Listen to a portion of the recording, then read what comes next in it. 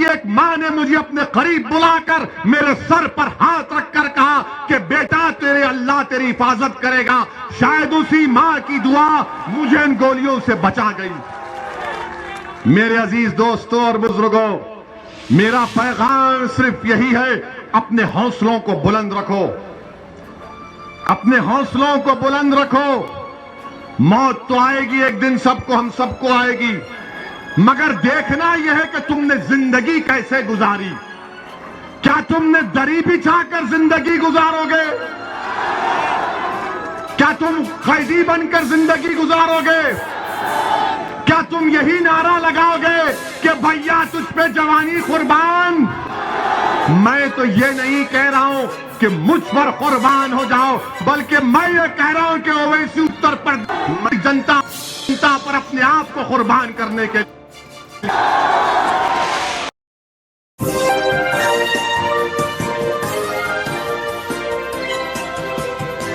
इत्तेहादुल मुस्लिमीन के एक सिपाही होने के नाते मैं आपको ये बताने आया हूं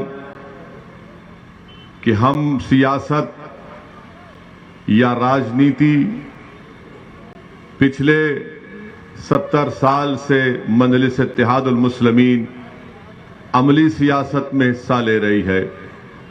हम सियासत या राजनीति हमारे लिए कोई तिजारत नहीं है, कोई दौलत कमाने का जरिया नहीं है।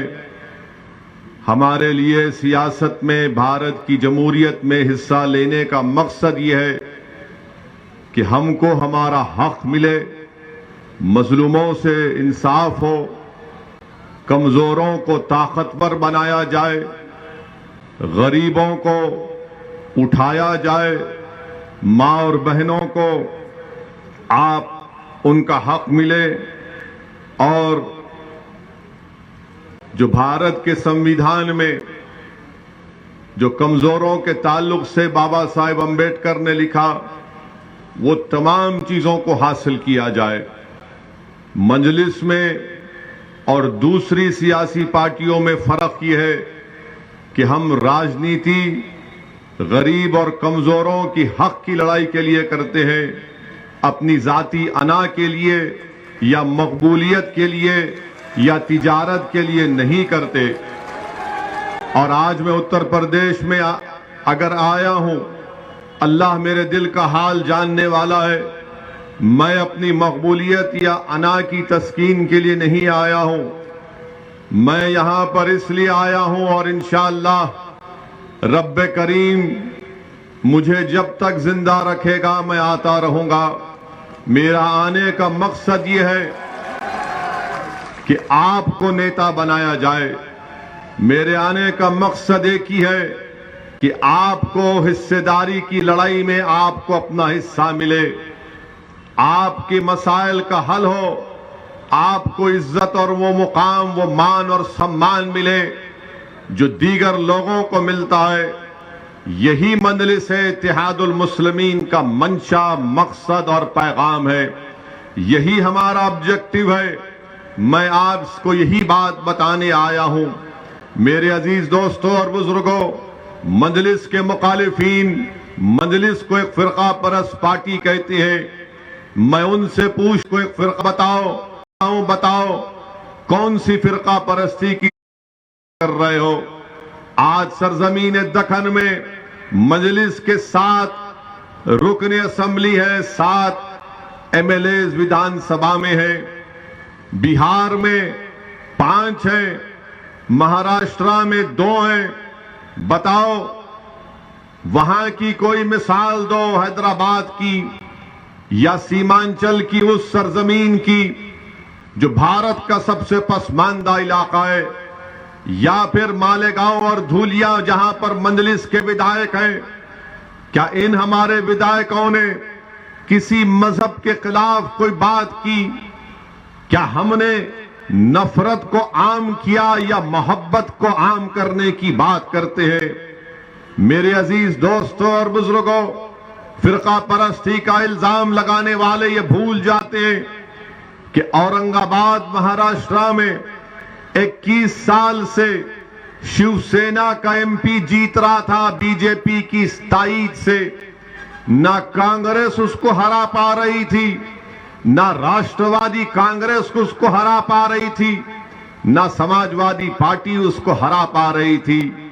जब मजलिस का एक जियाला जिसका नाम इम्तियाज जलील है, जब उसने इलेक्शन लड़ा तो औरंगाबाद की जनता ने 21 साल के शिवसेना के एमपी को हराकर उसको कामयाब किया।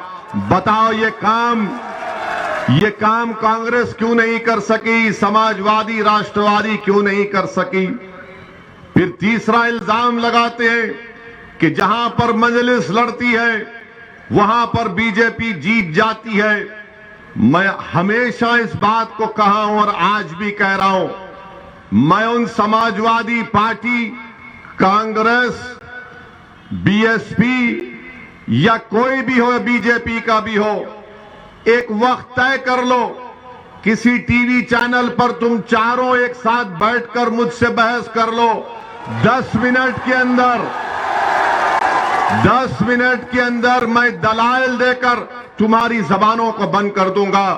तुमको बताऊंगा कि क्या सच है और क्या झूठ है। मगर इनका मसला यह है क्योंकि असदुद्दीन ओवैसी हक की आवाज को उठाता है।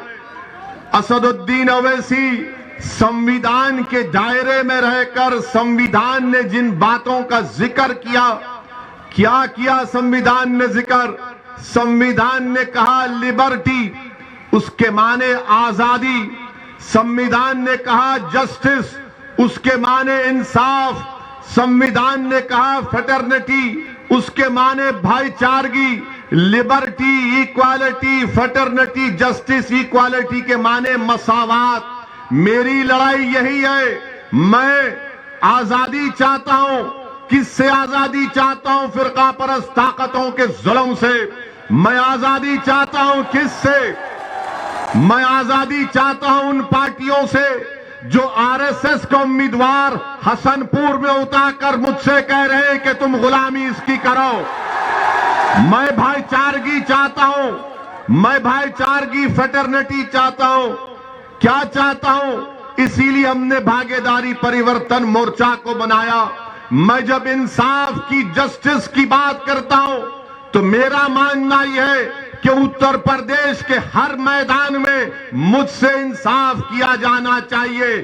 शिक्षा में, ठेकेदारी में, पुलिस की भर्ती में ये इंसाफ की हम बात करते हैं। इक्वालिटी की जब बात, मसावात की बात जब हम करते हैं तो हमारा मानना यह है कि जब तुम्हारे मंच पर सब लोग बैठ सकते हैं तो फिर मैं क्यों तुम्हारे साथ नहीं खड़ा हो सकता? मसावात के माने, मसावात या बराबरी के माने ये नहीं है कि तुम दरी बिछाते रहो, गुलामी करते रहो और इनके सामने सर झुकाओ। यही बात इनको पसंद नहीं आती कि ओवैसी, इनको जो बात पसंद नहीं आती वो ये है कि ओवैसी हमारी हां में हां नहीं मिलाता। नहीं मिलाऊंगा, नहीं मिलाऊंगा। जो बीजेपी गलत काम करेगी तो उसके खिलाफ आवाज उठाऊंगा। अगर इस मुल्क को, जिसको हमारे उलमाए किराम ने अपने खून से आजाद किया, इस मुल्क को सन 57 की जंग आजादी में हमारे उलमाए किराम ने जिहाद का फतवा अंग्रेजों के खिलाफ दिया। अल्लामा फजल हक खैराबादी रहमतुल्लाह अलैह ने काला पानी की सजा को कबूल किया, फांसी के फंदे को मुस्कुराकर अपने गले में डाला, मगर अंग्रेजों के सामने अपनी गर्दन को नहीं झुकाया। रेशमी रुमाल की तहरीक चलाने वालों ने माल्टा की जेल में सालों गुजार दिए। हमने इस मुल्क को अपने खून से आजाद करवाया। ये मुल्क मेरा भी है, सबका मुल्क है। मगर आज अगर बीजेपी उस मुल्क के सेकुलर कैरेक्टर को बदलने की बात करती है तो असदुद्दीन ओवैसी मोदी की आंख में आंख डालकर बोलता रहा और बोलता रहेगा इंशाअल्लाह ताला। अगर कोई ये समझता है कि उत्तर प्रदेश के बीजेपी के मुख्यमंत्री के खिलाफ तकरीर करने से मेरी आवाज को दबा दिया जाएगा तो याद रखो, जब तक जिंदा हूं सच बोलता रहूंगा, तुम्हारी ताकत मुझे दबा नहीं पाएगी। आज इल्जाम लगाती है कि मजलिस के लड़ने से बीजेपी जीत जाती है। बोलते हैं ना, सुना आपने, बहुत से मुनाफिकीन है जो ये बात को करते रहती है। मैं उनसे कह रहा हूं, अगर तुम्हारे दिल में, तुम्हारी सोच में अगर राई बराबर, ज़मीर जिंदा है तो सुनो मेरी इस बात को।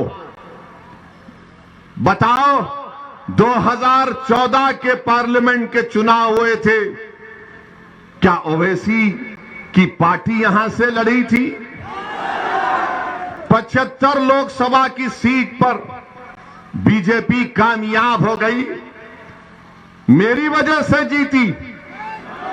समाजवादी पार्टी के 5 यादव परिवार के लोग कामयाब हो गए थे, याद है ना? 5 कामयाब हो गए। फिर 2017 का विधानसभा का चुनाव आया, हम लड़े इलेक्शन, मगर 400 विधानसभा की सीटें हैं, वहां पर कैसे बीजेपी जीत गई? समाजवादी कांग्रेस के साथ बसपा अपनी ताकत पर लड़ रही थी, मगर इल्जाम किस पे लगाते हैं? नहीं, ओवैसी आया था। 2019 का लोकसभा का चुनाव हुआ, हम नहीं थे, समाजवादी और बसपा मिलकर लड़े, बहन जी और ये मोहतरम मिलकर लड़े।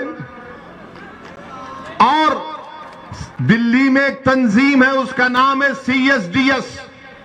CSDS ने तमाम आदादो-शुमार डेटा को जमा करके कहा कि 2019 के लोकसभा के चुनाव में 75% उत्तर प्रदेश के अल्पसंख्यक समाज के मुसलमानों ने सपा और BSP को वोट दिया। 75%। तब भी 15 जीते। तब में कौन जीते? जी बेटा आजम खान, शफीकुर रहमान बर्क साहब और डॉक्टर ST हसन। हम नहीं थे। हमारे क्या अजिन्नात जाकर इनको बोले कि बीजेपी को जिता दो? राहुल गांधी अमेठी हार गए, केरल चले गए, तो कांग्रेसी बोलते ने ओवैसी की वजह से। अब ऐसा हाल हो गया कि अगर हम रास्ते से गाड़ी से चले गए और किसी घर में सपा के या कांग्रेसी के घर में भैंस दूध देने वाली है, सुबह में दूध नहीं दी तो बोलेंगे ओवैसी गया था इसलिए दूध नहीं दे रही है। अब आप इनसे पूछिए कि ओवैसी की वजह से बीजेपी जीत रही है या तुम्हारी नाअहली की वजह से बीजेपी जीत रही है? ये नाअहल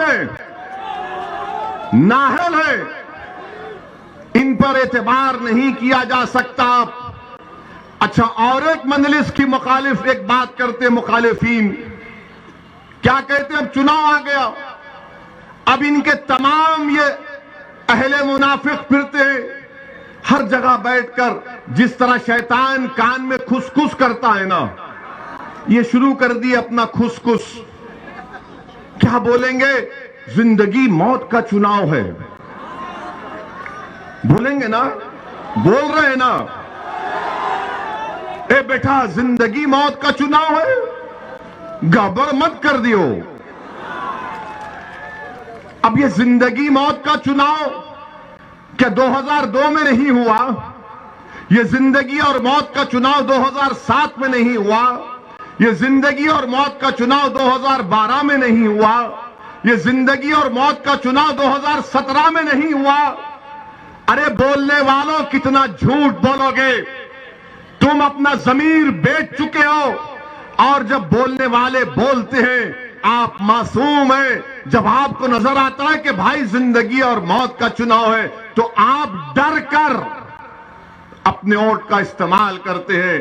और फिर उसके बाद हम रोज मरते हैं, रोज जनाजा निकलता है, एनकाउंटर के नाम पर जेल में जब नौजवानों की जवानी को बर्बाद कर दिया जाता है, बच्चों को स्कूल से महरूम कर दिया जाता है, बच्चियों के लिए कॉलेज नहीं खोला जाता, नौजवानों को रोजगार नहीं दिया जाता, हम रोज मरते हैं। मगर जब चुनाव आता है तो सब कहना शुरू कर देते तोतों की तरह जिंदगी और मौत का चुनाव है।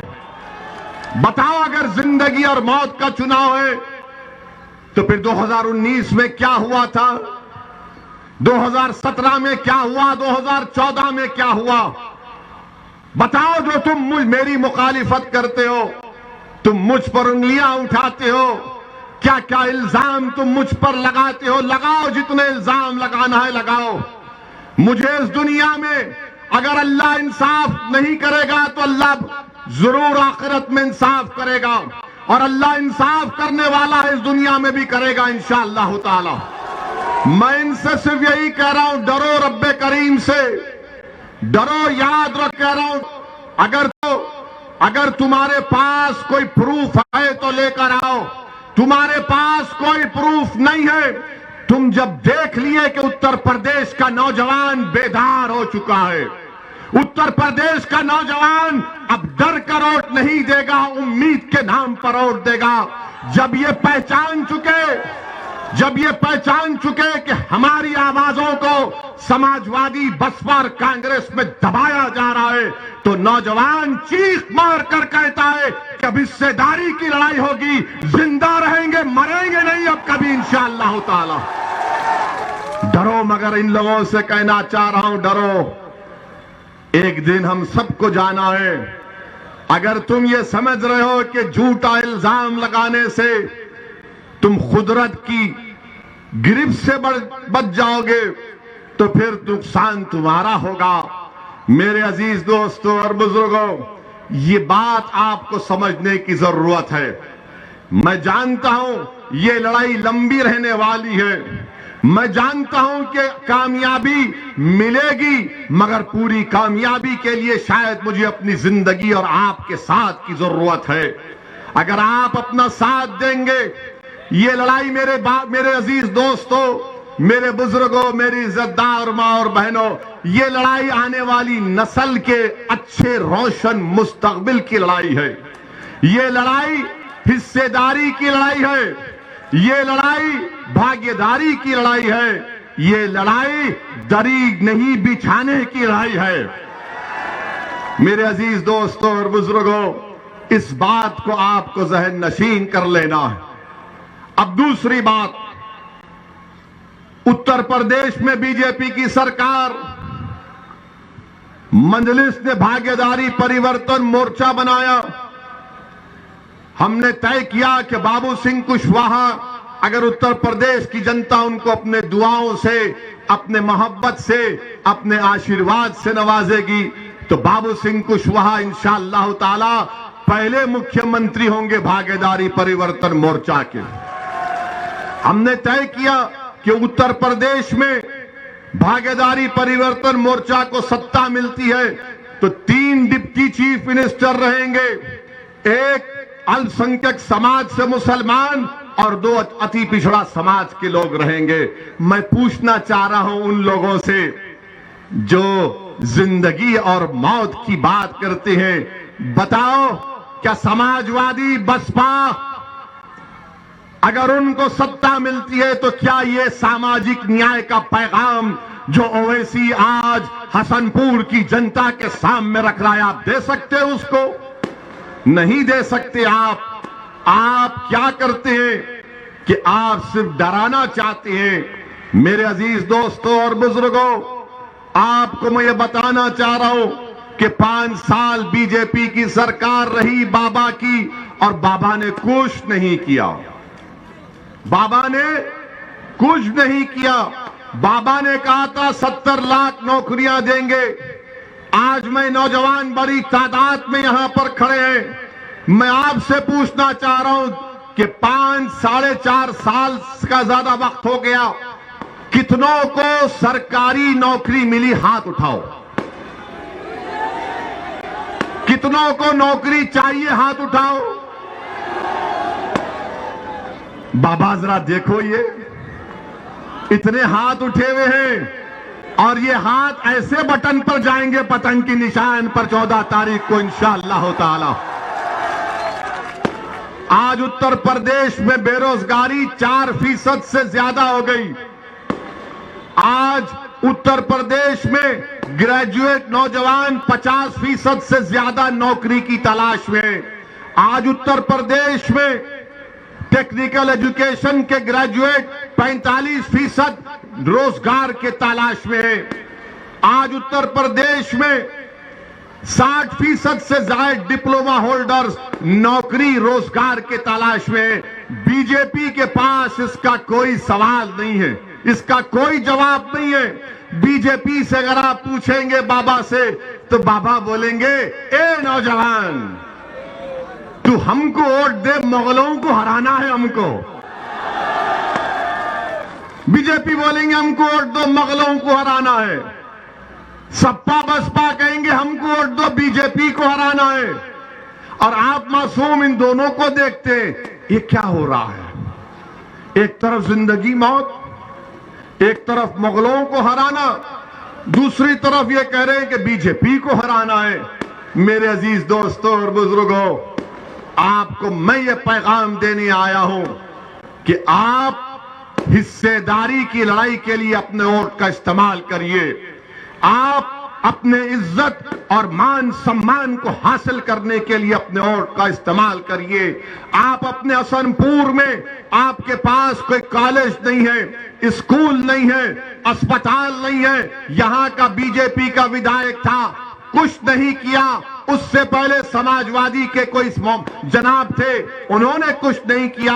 आपको ये बताना चाह रहा हूं, आपको ये बताना चाह रहा हूं कि योगी आदित्यनाथ अपने भाषण में कहती है कि मैं मई जून में सर्दी पैदा कर दूंगा। मुख्यमंत्री है और कहते हैं कि मई जून में सर्दी पैदा कर देंगे। मुख्यमंत्री, आपको तो मौसम वैज्ञानिक बन जाना चाहिए। मई जून में सर्दी पैदा करेंगे और मैं गर्मी निकाल दूंगा। मुख्यमंत्री जी, आप क्या पेंचिश के डॉक्टर हैं? इसबगोल खाने से तो सब निकल जाता है ना। बाबा का इसबगोल को बेच रहे हैं। हमारे पास हकीम साहब है, मैं गर्मी निकाल दूंगा, मैं सर्दी पैदा कर दूंगा। बाबा सुनो, हमारा बात, हमारी पैगाम सुनो।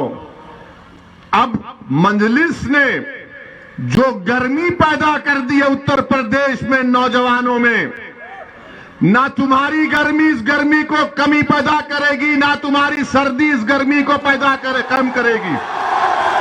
हमने जो गर्मी पैदा की है वो सच्चाई की बुनियाद पर, हकीकत की बुनियाद पर, गैरत की बुनियाद पर, इज्जत को हासिल करने के लिए, मुकाम को हासिल करने के लिए, हिस्सेदारी को हासिल करने के लिए हमने ये गर्मी पैदा की है। बाबा सुन लो, अगर हम मर भी गए, ये लोग हमारे पैगाम को लेकर सुबह कयामत तक चलते रहेंगे।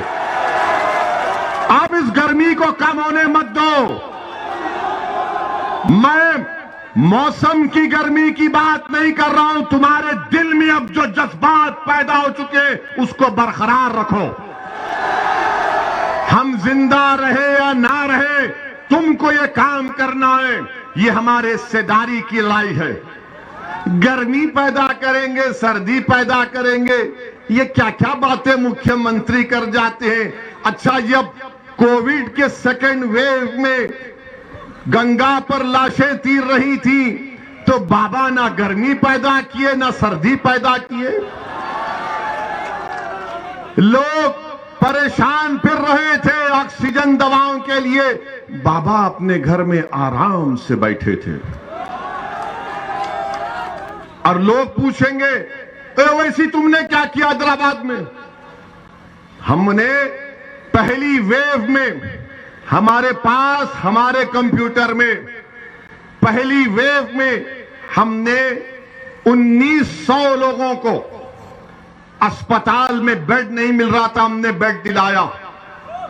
जब दूसरी वेव आई तो हमने अपनी पार्टी से हैदराबाद में 900 ऑक्सीजन के सिलेंडर फ्री में आवाम के लिए रख दिए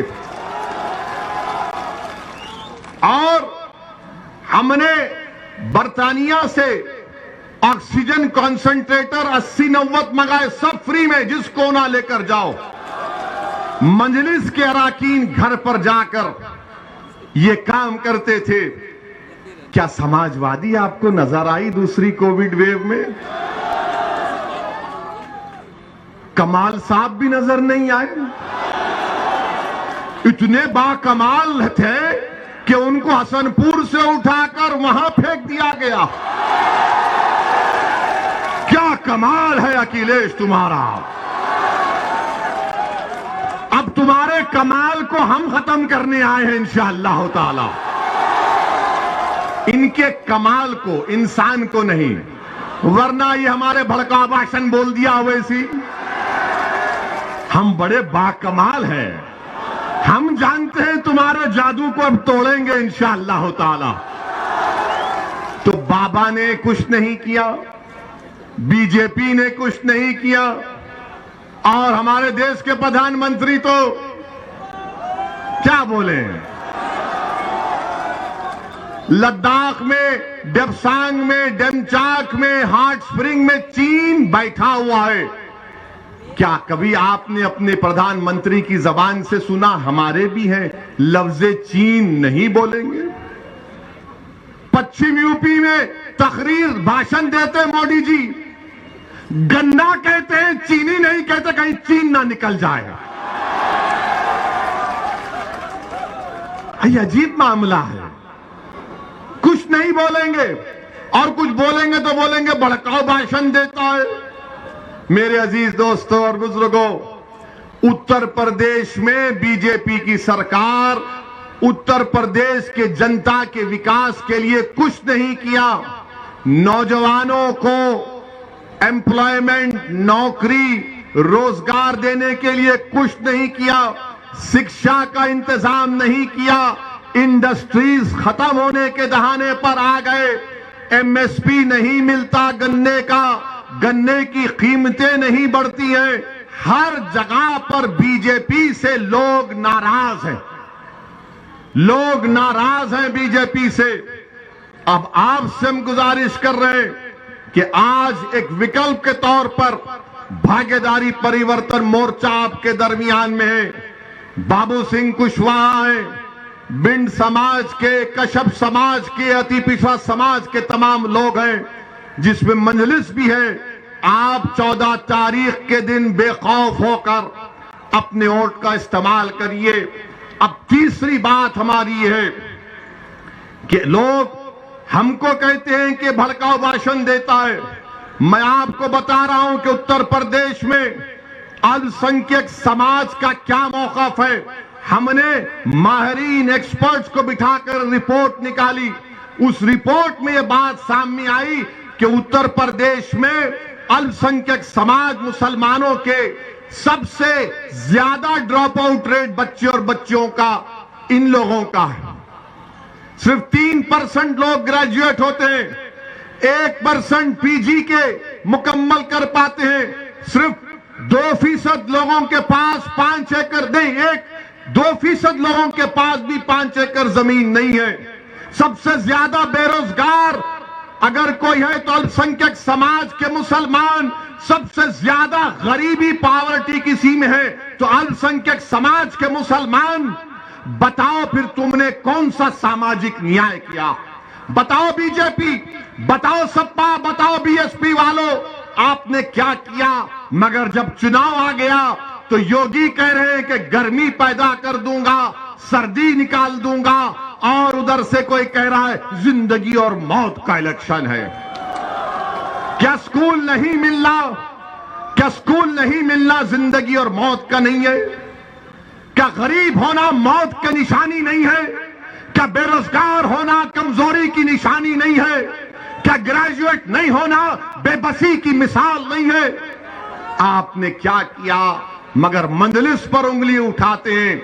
मेरे पास प्रोग्राम है, मैं जो बातें आपके सामने कर रहा हूं, अगर आप उत्तर प्रदेश में मंजलिस और भागीदारी परिवर्तन मोर्चा के उम्मीदवारों को कामयाब करेंगे तो इंशाअल्लाह ताला ये तमाम काम हम आपसे वादा कर रहे हैं करवाएंगे। अगर यहां से आपने एहतशाम रजा हाशमी को कामयाब किया तो ये उत्तर प्रदेश की विधानसभा में जाकर खामोश नहीं बैठेंगे। ये उत्तर प्रदेश की विधानसभा में जाकर हाथों को यूं यूं नहीं करेंगे।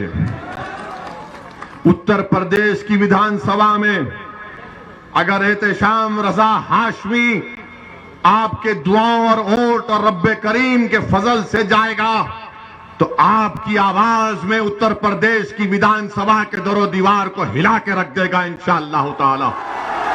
यही तो हमको चाहिए। अब आप ये पूछेंगे, ये सपा बसपा वाले बोलेंगे क्या होता है 8-10 जीत गए तो 8-10?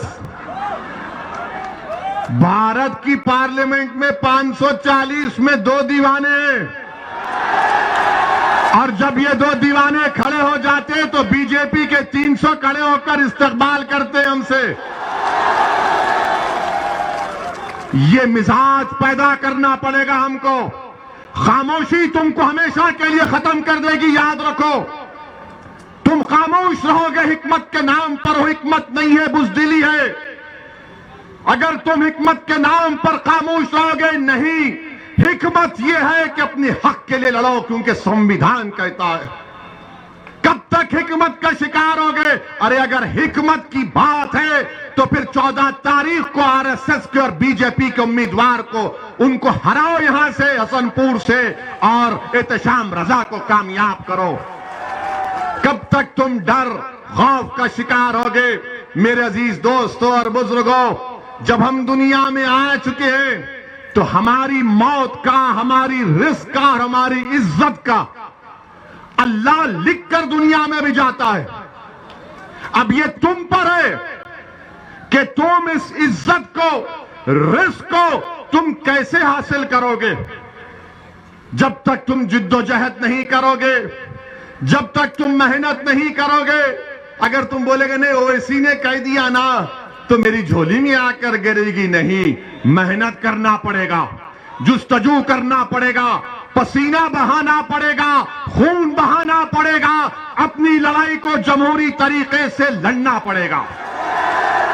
और अगर कोई ये समझता है कि हमारी जिंदगियों को खत्म कर देंगे, मैं उनसे यही कहना चाहूंगा, प्यारे, हम जब दुनिया में आए तो हमारे एक अहलुल्लाह ने, एक वली अल्लाह ने मेरे कान में अज़ान दी,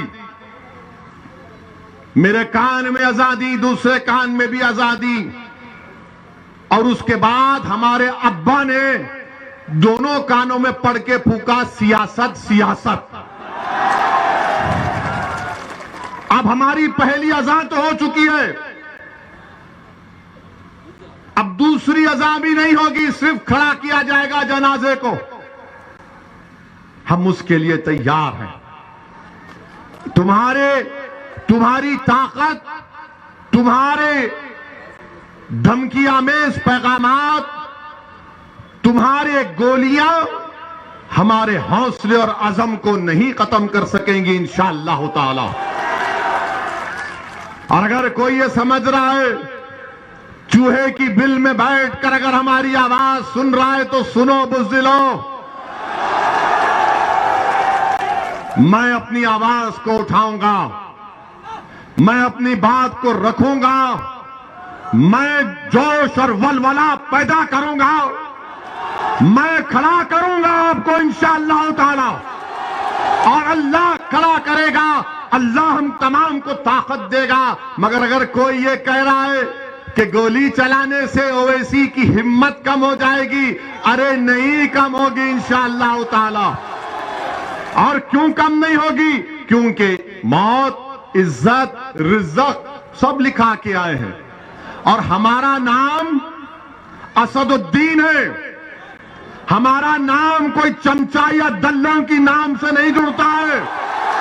हमारा नाम हमारे बाप ने असदुद्दीन रखा है और इंशाअल्लाह ताला अल्लाह जब तक जिंदा रखेगा, अल्लाह जब तक इन बातिल ताकतों के तूफान में हमारी जिंदगी की शमा को अल्लाह जलाता रहेगा, खुदा की कसम हम जलते रहेंगे, लड़ते रहेंगे आपके लिए।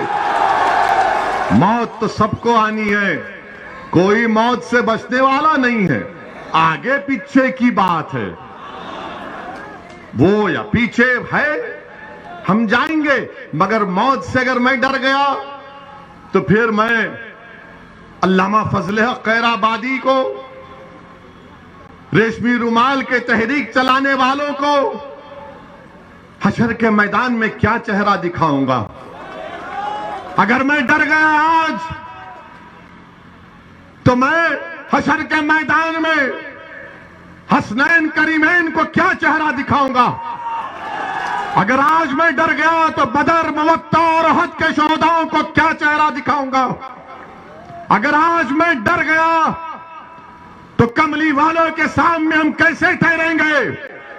अगर आज मैं डर गया तो मैं शौकत अली, जो इस मुल्क की आजादी में मौलाना अबुल कलाम आजाद रहमतुल्लाह अलैह, अली बरादरान, नेताजी सुभाष चंद्र बोस, संविधान लिखने वाला अंबेडकर, इन सब ने हमको ये मुल्क दिया है कि हम इनको शर्मिंदा कर देंगे? नहीं करेंगे, नहीं करेंगे इंशाअल्लाह ताला। और मुझे तो यहां पर नेताजी सुभाष चंद्र बोस का वो उनकी फौज का तराना याद आता है। क्या तराना था नेताजी सुभाष चंद्र बोस की फौज का? कि कदम कदम बढ़ाए जा, कदम कदम बढ़ाए जा, खुशी के गीत गाए जा, ये जिंदगी है कौम पे, तू कौम पे लुटाए जा। क्या कहा था? कदम कदम बढ़ाए जा। तुम 7 कदम बढ़ाओगे मेरे, तुम 7 कदम बढ़ाओगे मेरे, तो लगाओ मेरे साथ कदम कदम बढ़ाए जा, कदम कदम बढ़ाए जा। ये बात हुई है, ये बात हुई है। अब नेताजी सुभाष चंद्र बोस को हमने जिंदा कर दिया। अगर तुम कदम नहीं बढ़ाओगे, गोली के डर से डर जाओगे, तो गोडसे की कामयाबी होगी। तो कदम कदम बढ़ाए जा, खुशी के गीत गाए जा, ये जिंदगी है कौम की, तू कौम पे लुटाए जा। तू शेर हिंद है, तू शेर हिंद है, तू मौत से ना डर, तू शेर हिंद है, तू मौत से ना डर, कदम कदम बढ़ाए जा, खुशी के गीत गाए जा। तो मेरे अजीज दोस्तों और बुजुर्गों, इन बिचारों ने समझा कि 2 ठाए ठाए मारेंगे। ठाए ठाए मारो या कुछ करते कर लो। हमको पार्लियामेंट में हमने खड़े होकर परवरदिगार की जात पर तवक्कल करके हमने कहा कि हम Z कैटेगरी नहीं लेंगे। आज भी हमको बताया गया कि देश के होम मिनिस्टर अमित शाह ने पार्लियामेंट में कहा कि हम ओवैसी जी से अपील करते हैं कि वो सुरक्षा ले लें। हम देश के होम मिनिस्टर से ये अपील करते हैं कि असदुद्दीन ओवैसी की जान की कीमत, वो जो उत्तर प्रदेश के CAA के प्रोटेस्ट में 22 लोग मारे गए, उनसे बढ़ के नहीं है। असदुद्दीन ओवैसी की जान की कीमत पीलू से बढ़कर नहीं है, रगबर से बढ़कर नहीं है, अखलाक से बढ़कर नहीं है, ना वो बदायूं का बच्चा जो अब तक अपनी मां जिसके लिए रो रही है उसकी जिंदगी से बढ़कर है। अगर आप सेफ रहेंगे, दलित अति पिछड़ा, कमजोर, सब लोग सुरक्षित रहेंगे तो ओवैसी सेफ रहेगा। आप मुझे सिक्योरिटी मत दो। सुनो, अरे तुम जिंदा रहोगे, तुम जिंदा ही रहोगे इंशाअल्लाह ताला। हमको सिक्योरिटी देकर फायदा नहीं है। मैं जब एमएलए बना 1994 में, 99 में चार मीनार की आवाम को लाखों सलाम, उन्होंने हमको विधायक बनाया। हम हर साल लिख कर देते हैं तेलंगाना की हुकूमत को कि हमको नहीं चाहिए। मैं पसंद नहीं करता कि लोग बंदूक लेकर मेरे साथ फिरे। मैं घुटन की जिंदगी नहीं गुजार सकता। मैं घुटन की जिंदगी नहीं गुजार सकता। मैं आजाद पंछी की तरह अपनी जिंदगी गुजारना चाहता हूं। और हुकूमत का काम यह है कि हुकूमत हमारी सिक्योरिटी से ज्यादा उन लोगों को सुरक्षा पहुंचाए जिनको गोश्त के नाम पर मार मार कर खत्म कर दिया जाता है। मुझे नहीं चाहिए। मैं अमित शाह को, हमारे होम मिनिस्टर का, उनके इस अल्फाज का शुक्रिया अदा करता हूं, मगर मैं ये कहना चाह रहा हूं मोदी सरकार से कि आप मुझे जेड कैटेगरी नहीं, मुझे ए कैटेगरी का शहरी बनाइए। हम सब बराबर हो जाए। ये वक्त का तकाजा है, ये गरीबों का मुतालबा है। गरीब ये देखना चाह रहा है कि अगर ओवैसी पिंजरे में बंद हो गया तो फिर कौन मेरी आवाज को उठाएगा। मजलूम ये देख रहा है कि ओवैसी की ठोर और मीरठ के गली कूचों में गरीबों मजलूमों के दरमियान में चलकर उन नौजवानों से हाथ मिला रहा है, तो किठौर में किसी एक मां ने मुझे अपने करीब बुलाकर मेरे सर पर हाथ रखकर कहा कि बेटा तेरे अल्लाह तेरी हिफाजत करेगा। शायद उसी मां की दुआ मुझे इन गोलियों से बचा गई। मेरे अजीज दोस्तों और बुजुर्गों, मेरा पैगाम सिर्फ यही है, अपने हौसलों को बुलंद रखो, अपने हौसलों को बुलंद रखो। मौत तो आएगी एक दिन, सबको, हम सबको आएगी, मगर देखना यह है कि तुमने जिंदगी कैसे गुजारी। क्या तुमने दरी बिछाकर जिंदगी गुजारोगे? क्या तुम कैदी बनकर जिंदगी गुजारोगे? क्या तुम यही नारा लगाओगे कि भैया तुझ पे जवानी कुर्बान? मैं तो ये नहीं कह रहा हूं कि मुझ पर कुर्बान हो जाओ, बल्कि मैं ये कह रहा हूं कि ओवैसी उत्तर प्रदेश जनता पर अपने आप को कुर्बान करने के लिए आप पर कुर्बान हो जाऊंगा, लड़ता रहूंगा, मगर इन गोलियों से हम नहीं डरेंगे। मौत तो आएगी।